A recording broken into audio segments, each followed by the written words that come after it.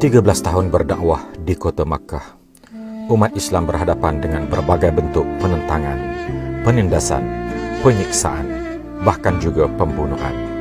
Suka duka, jerit perih dan segala kepayahan awal dakwah Rasulullah SAW itu ditinggalkan di kota Makkah sebaik sahaja menerima perintah Allah supaya berhijrah ke Madinah.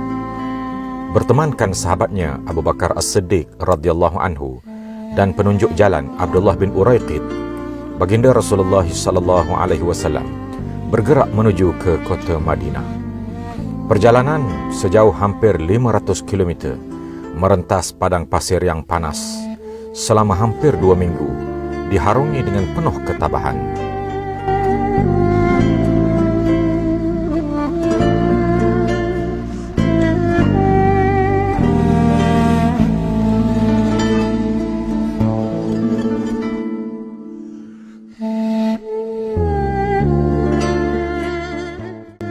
Sebelum tiba di kota Madinah, baginda singgah di sebuah kampung dikenali sebagai Quba, iaitu sebuah perkampungan yang subur dengan tanaman pokok kurma.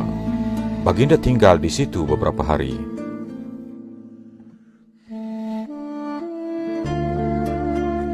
Sekarang ni kita berada di satu kebun dekat dengan Masjid Quba. Nama dia kebun Telaga Izik. Di sini yang kita depan kita ni adalah air daripada Telaga Izik, yang mana asal telaga dia adalah di sana, telaga dia.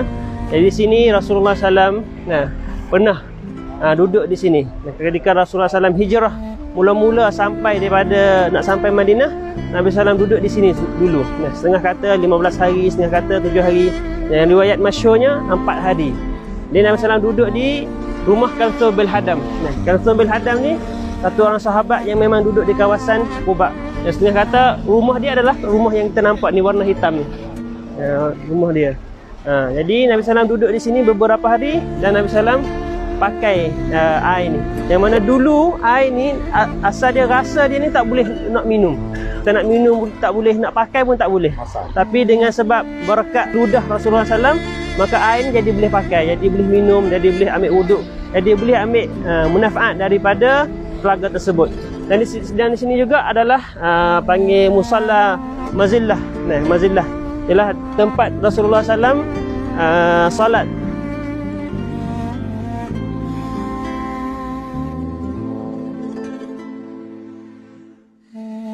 Di kampung itu, baginda mendirikan masjid yang pertama yang kemudiannya dikenali sebagai Masjid Quba. Sehingga kini, Masjid Quba masih dikunjungi oleh umat Islam dari serata dunia. Saya sekarang sedang berada di Masjid Quba, masjid yang pertama didirikan oleh Rasulullah SAW ketika baginda sampai di kota Madinah dalam peristiwa hijrahnya baginda SAW ke kota ini. Masjid ini disifatkan oleh Allah Subhanahu Wa Taala sebagai Masjidun Ussisa ala Taqwa, masjid yang diasaskan atas dasar takwa. Allah Ta'ala menyatakan fihi rijalun yuhibbuna an yatatahharu. Di dalamnya ada manusia yang suka kepada kesucian dan kebersihan.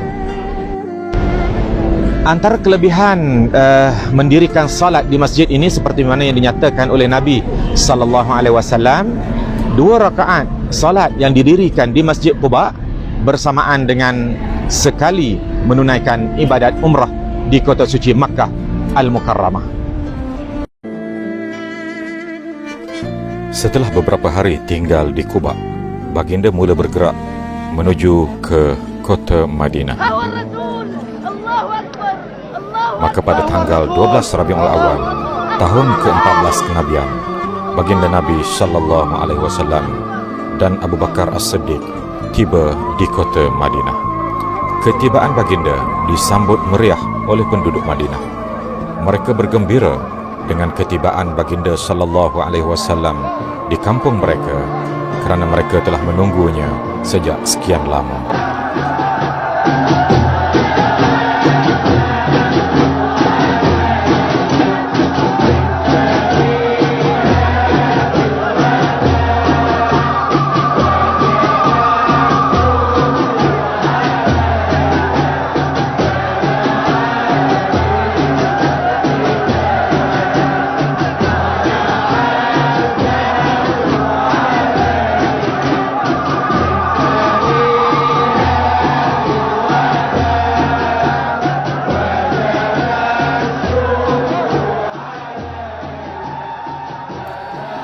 Antara perkara pertama yang dilakukan oleh Nabi Muhammad sallallahu alaihi wasallam sebaik tiba di kota Madinah ialah pertama mempersaudarakan kaum Muhajirin dan Ansar.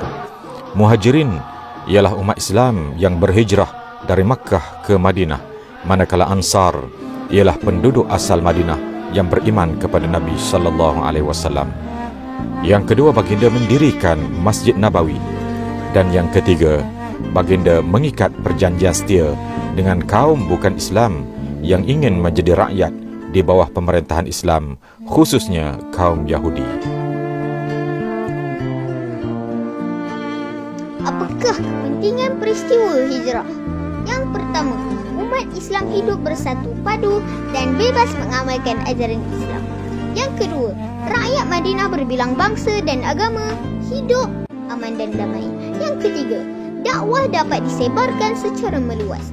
Yang keempat, negara Madinah menjadi maju dan digeruni musuh. Dan yang terakhir, peristiwa hijrah ini membuktikan kebijaksanaan Nabi Muhammad SAW mengatur strategi dalam berdakwah. Peristiwa hijrah memberikan beberapa pengajaran dan iktibar kepada umat Islam, antaranya: pertama, umat Islam hendaklah melaksanakan segala perintah Allah walaupun terpaksa menghadapi kesukaran.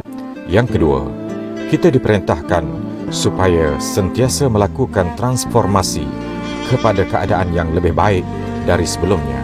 Dan yang ketiga, kita juga hendaklah memilih sahabat yang baik yang boleh membantu ketika susah dan menegur ketika kita tersilap.